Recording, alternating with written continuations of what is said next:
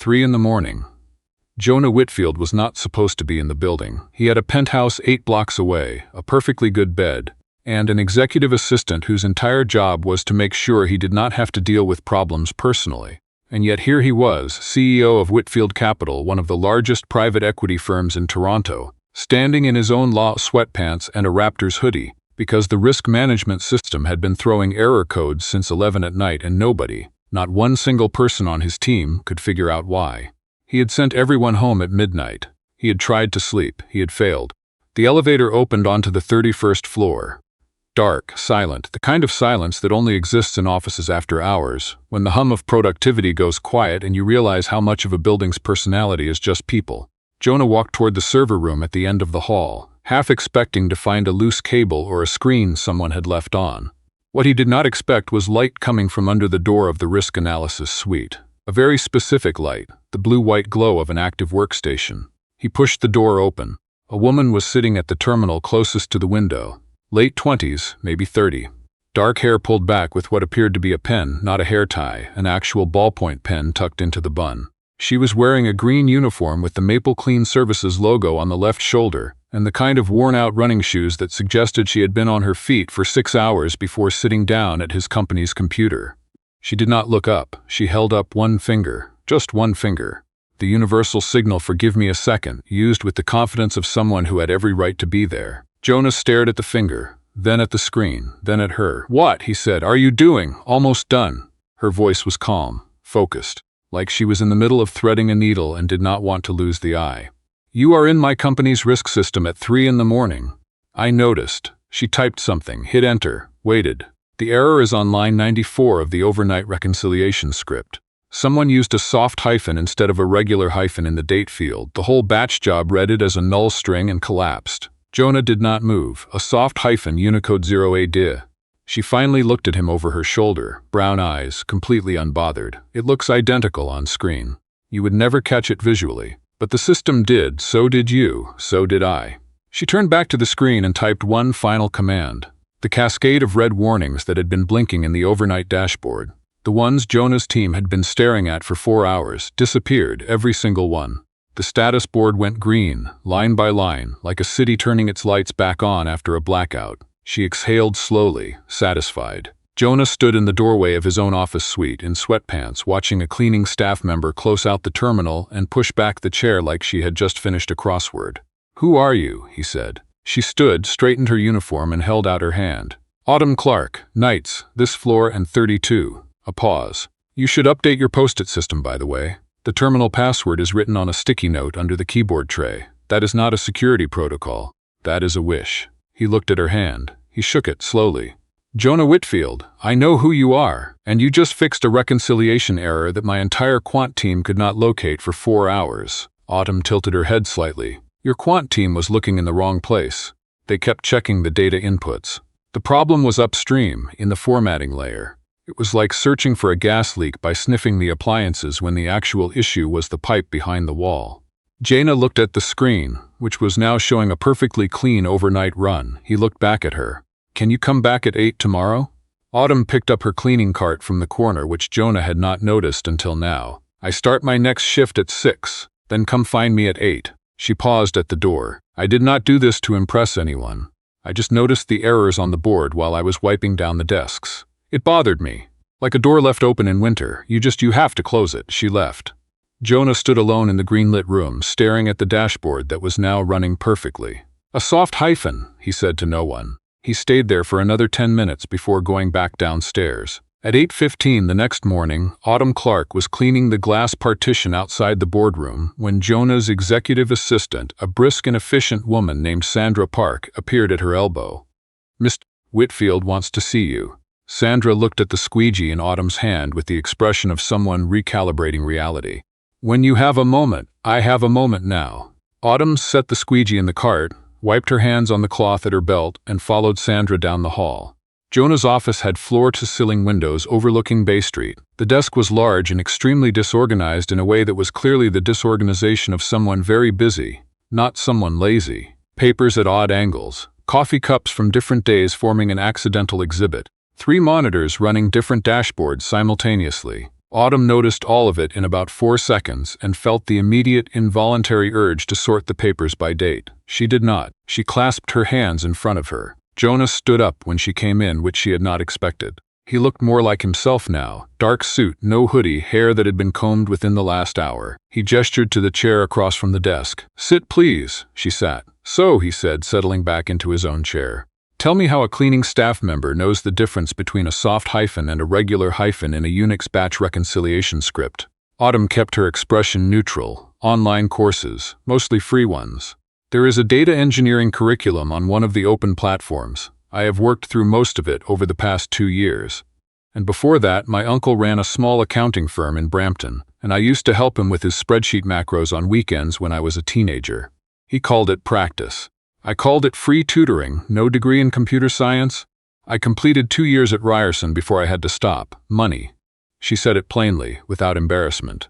"I have been with Maple Clean for 3 years. It pays consistently, and the night shifts work for my schedule." Jonah looked at her for a moment. "Your schedule? I take courses in the morning. I sleep in the afternoon." She kept her hands in her lap. "It is not the most conventional life, but it is organized." He opened a folder on his desk. She recognized the Maple Clean header at the top of the page and felt her stomach tighten slightly, which she did not let show. "I asked HR to pull your contract this morning," he said. "Standard stuff. No flags, no issues. In fact, there is essentially nothing here at all. You are nearly invisible on paper. Most people in my position are, and yet you just saved my firm from walking into the markets this morning with corrupted overnight reconciliation data." He closed the folder. "Do you understand what that would have meant?" "The trades would have been processed on faulty position data," Autumn said. "You would have been overexposed in 3 sectors before 9:30. By the time anyone caught it, the damage would have been significant. The firm could have been looking at regulatory scrutiny on top of financial loss." Jonah was quiet for a beat. "How do you know our sector exposure?" "The dashboard is visible from the desk I was cleaning. I was not snooping. It was on the screen." She paused. "I notice things. I cannot really help it." "What kind of things?" Autumn considered. "Patterns that are off. Numbers that do not sit right.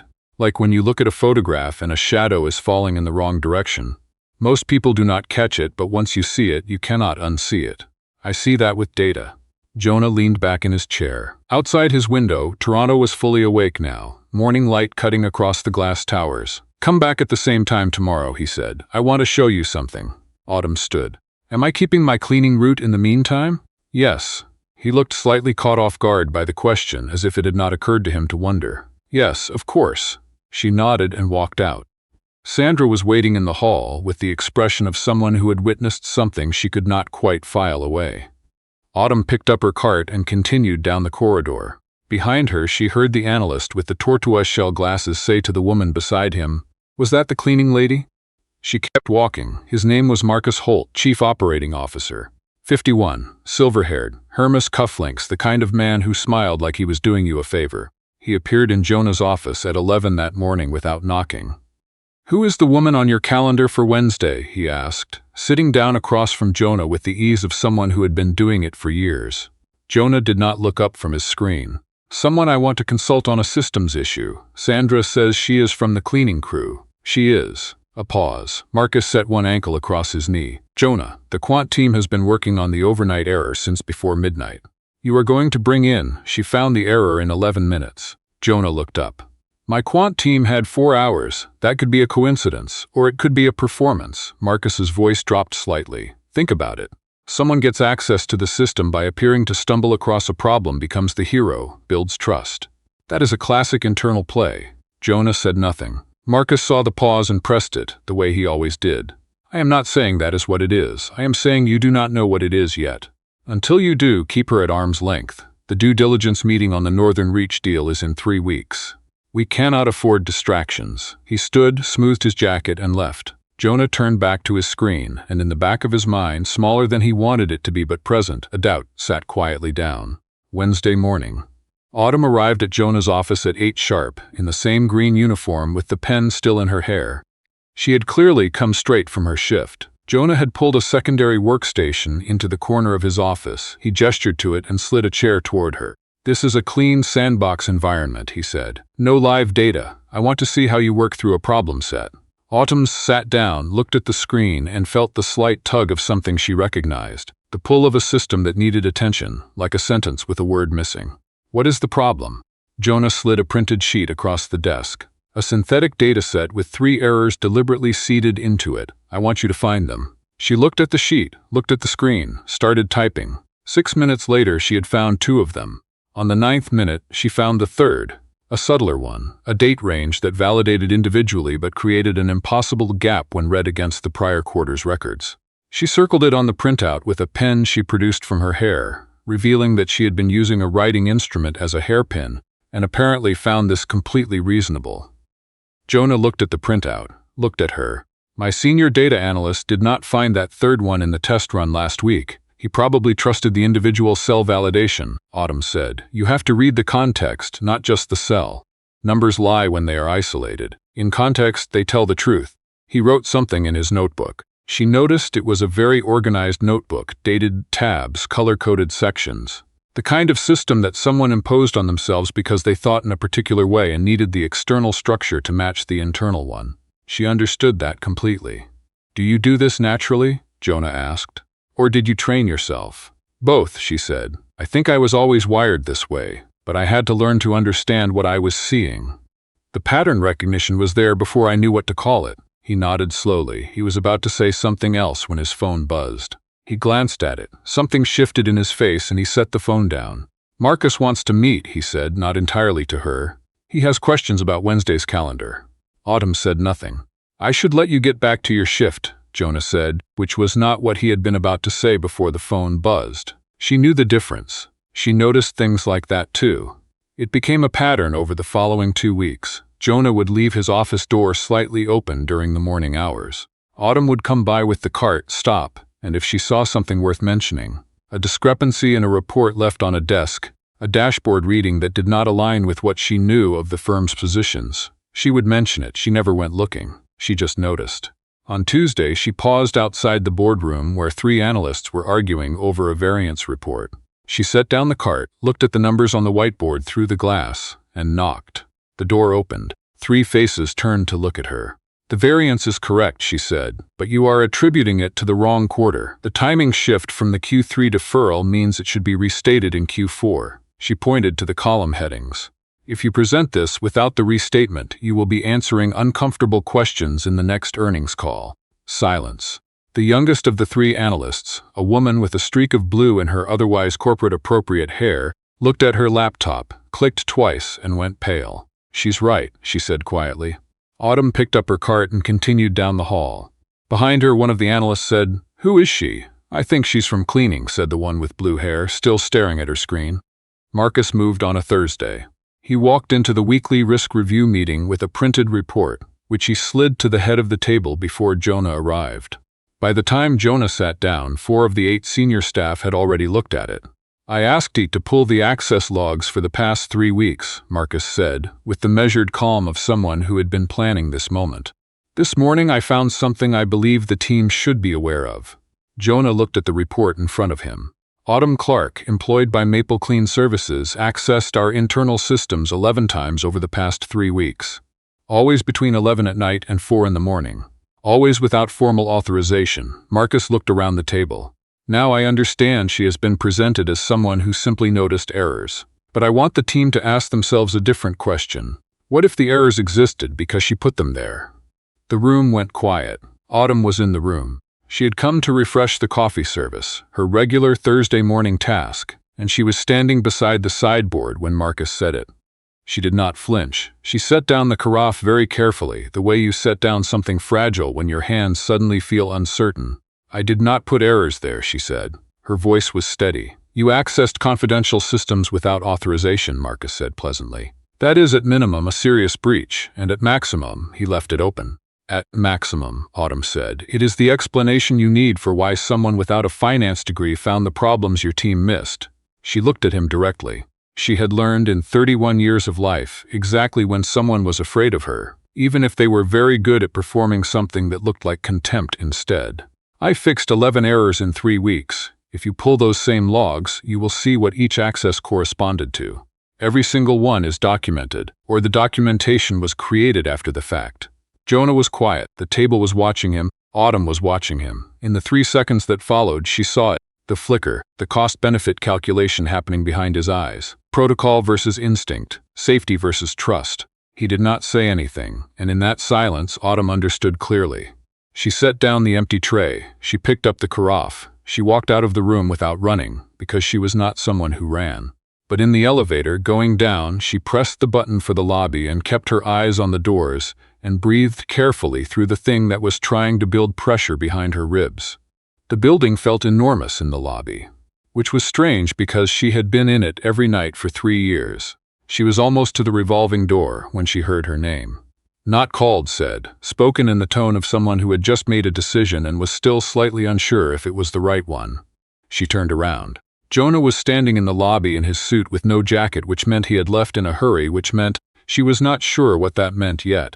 I should have said something, he said. Yes, I did not know what to say. He walked toward her. That is not an excuse. I know exactly what it looked like from where you were standing. It looked like what it was, she said. You stayed quiet because the politics of the room were more important than the truth of what happened. He stopped a few feet from her. You are right. She had expected deflection. She had expected explanation. The agreement knocked her slightly off balance, which she did not like because she preferred to be on balance. The meeting fell apart after you left, he said. Marcus tried to continue, but 3 people started asking questions he could not answer. I ended the meeting. I pulled the logs myself. 11 accesses, 11 documented fixes. Nothing else. No data extracted, no positions copied, nothing that looked like anything except exactly what you said it was. I told you that. I know you did. A pause. I am sorry I did not say it when you needed me to. Autumn was quiet for a moment. The lobby around them was filling up with the mid-morning movement of people going in and out of the building, none of them aware that the CEO of the firm on the 31st floor was standing in the ground floor atrium apologizing to a woman in a green cleaning uniform. What happened to Marcus? She asked. He is still in the building, for now. His jaw tightened slightly. I have been finding other things in his access logs. She looked at him. What kind of things? The kind I need help understanding, he said. If you are willing. She considered him for a moment. The honest answer was that she was still furious, not a loud fury, but the quiet, organized kind, the kind that filed things away in clearly labeled folders and did not forget. But underneath that was the other thing, the pull. The open problem, the incomplete picture, the door left open in winter. Buy me a coffee, she said, and start from the beginning. They went to a place 2 blocks down called Cornerstone. Dark wood, mismatched mugs, the smell of something baking. Autumn sat across from Jonah at a table by the window and noticed that the sugar caddies were not sorted by type and spent approximately 4 seconds deciding whether to say anything before deciding against it. Jonah laid it out. 3 months ago, Marcus had begun quiet conversations with a competitor firm, Holt Asset Partners, which was, not coincidentally, run by Marcus's younger brother. The conversations involved what looked like a structured undervaluing of Whitfield Capital's Northern Reach portfolio. If the portfolio could be made to look underperforming, it could be acquired at below market value by Holt Asset Partners. Marcus would leave Whitfield with a significant exit package, move to his brother's firm, and manage the portfolio he had helped acquire. The errors in the overnight reconciliation system, the ones Autumn had been fixing, were not accidents, they were manufactured. Small, deliberate corruptions seeded into the data to create a pattern of apparent system unreliability, building a case that the firm's infrastructure was failing, making the portfolio look riskier than it was. Autumn sat with both hands around her coffee mug and listened without interrupting. When he finished, she said, "How much of this can you prove?" "Not enough, not yet." He looked at her. "The core evidence is in the transaction audit layer." Marcus deleted what he could, but deletion leaves a fingerprint if you know where to look. "The shadow log," she said. He blinked. "You know about shadow logs. Every major financial system keeps one. It is a secondary record that the primary user cannot access or delete. It exists for regulatory purposes." She set down her mug. "I found it 2 weeks ago when I was restoring one of the overnight errors. I did not know what I was looking at yet. Now I do." Jonah stared at her. "I have a copy," she said. "I saved it to 3 separate locations before I cleaned up the access. Autumn. I know. I did not know if I was going to need it." She looked at him steadily. "I notice things. I keep them organized. Sometimes that is useful." He was quiet for a moment. Outside, Bay Street moved past the window in its ordinary way, indifferent to what was happening inside the coffee shop. "Come back," he said. "Come back to the firm." Let me give you a proper position, analyst level or higher, whatever you want to call it. You will have full authorization, full access, real compensation. I clean bathrooms, Jonah. You crack fraud cases at 3 in the morning while cleaning bathrooms. That is a different thing. People will say I got lucky, or that you felt guilty, or that you are. She made a small gesture, interested, and made a professional decision on personal ground. People say things. He leaned forward. What do you say? She looked at her coffee. She looked at him. She said, I say the Northern Reach audit is going to take approximately 2 weeks if done properly, and that I am very particular about how things are done properly. He almost smiled. Is that a yes? It is a conditional yes, which is organized and therefore very like me. 2 weeks. Autumn worked the audit from a spare office on the 31st floor, which she reorganized on her first day. She relocated the printer, sorted the filing cabinet by year and then by category, and arranged the desk so the monitor was at exactly the right height, which involved borrowing a book from the common area shelf and placing it under the monitor's left foot. The analyst with the blue hair, whose name turned out to be June Waller, knocked on the door on the 3rd day. Can I ask you something? June said. Probably. How did you know about the Q4 restatement?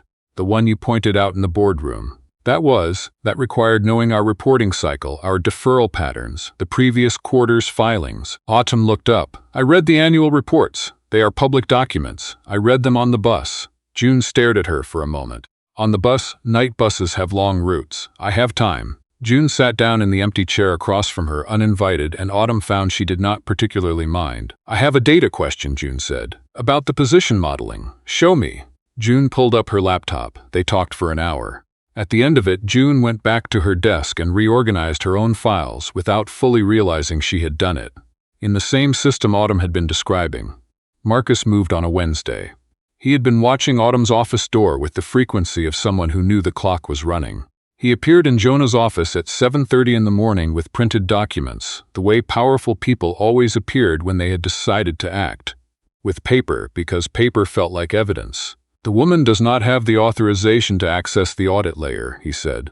Whatever she claims to have found, it is inadmissible. She broke into our systems, again. Jonah kept his voice even. She has full authorization. I put it in writing 2 weeks ago. Marcus's certainty flickered. Even so, the shadow logs she recovered show 47 access events between your credentials and the transaction records from September through November. Jonah turned his monitor to face Marcus. Including 14 deletions on November 4th, which is the night before you presented the Northern Reach underperformance report to the board. The room was quiet. That is circumstantial, Marcus said. Combined with the email thread between you and Holt Asset Partners that our legal team recovered from the archive this morning, Jonah said, it becomes less circumstantial. Marcus went very still. You are going to want to call your lawyer, Jonah said. I am going to ask you to leave the building in the next 30 minutes, and I have already notified the OSC. Marcus opened his mouth, closed it. He had the look of a man who had been very careful and had still, somehow, missed the door left open behind him. He left. The press statement went out on a Thursday afternoon. Jonah gave it himself at a podium in Whitfield Capital's atrium, with a room full of reporters and investors and staff standing in a rough semicircle. Autumn stood at the back of the room, near the wall, in the same green uniform because she had come from a morning shift and had not changed because she was not particularly interested in presenting a different version of herself for the occasion. Jonah talked about the fraud, he talked about the shadow logs, he talked about the audit, and then he said something she had not been expecting. I want to be honest about something, he said. The person who identified the initial system errors, who recovered the shadow log evidence, and who conducted the audit that produced the findings I have just described. She was not a member of our finance team. She was not a hired forensic accountant. She was employed by the cleaning services contractor that services our floor. He paused. Her name is Autumn Clarke, and she noticed a problem no one else was looking for. And she fixed it, and she kept fixing it, quietly, without any recognition at all. Until I had the considerable good sense, a small beat, to listen to her. Autumn felt eyes move to her from across the room. She kept her expression neutral, which took some effort. I failed her once, Jonah said, and he looked directly at her when he said it, not at the reporters, not at the room. I stayed quiet when I should have spoken, and I am not going to do that again. He looked back at the room. Effective immediately, Autumn Clarke joins Whitfield Capital as Director of Risk Analytics. The room started to applaud. June Waller, standing 3 people away from Autumn, started clapping first. Autumn stood very still and looked at the floor and thought very clearly about whether the room's ambient temperature had changed or whether that was just internal. She concluded it was internal. When the applause settled and people began to move and talk, Jonah crossed the room to where she was standing. "You could have warned me," she said. "I could have," he agreed. "But you would have told me it was unnecessary. It was unnecessary."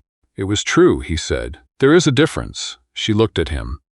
He was close enough that she could see that his tie was very slightly crooked, about 2 degrees to the right, which was not enough to be visible from the podium but was immediately apparent at this distance. She reached up and straightened it without asking, which she recognized was perhaps presumptuous, but her hands had already done it before the thought caught up. Jonah went completely still. She stepped back. "It was bothering me," she said. "I know," he said. "I could tell. It was bothering you too, very much." They looked at each other for a moment in the middle of the room, with reporters moving around them and June Waller deliberately not looking in their direction. "Dinner," Jonah said. "Tonight. No agenda, no documents, no systems access." Autumn thought about it. Approximately 2 seconds. "There is a place on King Street where the tables are properly spaced and the menus are organized by category rather than by some arbitrary narrative structure. That sounds specific. I looked it up in advance." "In case you asked," he blinked. "You looked it up in advance. I notice things," she said. "And sometimes I plan for them," he smiled. It was not the managed public smile he had worn at the podium. It was the other kind. 7 o'clock? 7 is efficient," she said. "I will have time to finish the Q4 position review first." "Autumn, 7, she agreed. She picked up the cleaning cart she had parked by the wall and pushed it toward the service corridor, and behind her she heard Jonah laugh. A real laugh, the kind that happens when something surprises you in exactly the right way. The restaurant on King Street had tables spaced exactly as she remembered from the photographs. The menus were organized by category. The silverware was aligned. Over dinner, Jonah asked her about her uncle in Brampton, about the courses she had been taking, about what she actually wanted to do with the next 10 years. She answered precisely and asked him the same questions in return, which seemed to catch him off guard in a way he found he did not mind. When the bill came, he reached for it and she let him, because she had decided to let him do that, which was a decision she made consciously and without embarrassment. Walking out, he held the door and she stepped through, and on the sidewalk under the King Street lights, he said, "The sugar caddies in that place were not sorted." She stopped. "You noticed. I noticed that you noticed. You did the thing with your hands where you almost fixed it and then decided not to." She looked at him. "You have been watching me." "I notice things," he said with such complete calm that she laughed before she could decide whether to. It was not a polite laugh. It was a real one. The kind that comes out before you have time to organize it. She thought, standing on King Street in November with the city carrying on around them, that this was perhaps the least organized she had felt in years. And for the first time in as long as she could remember, that did not feel like a problem that needed solving.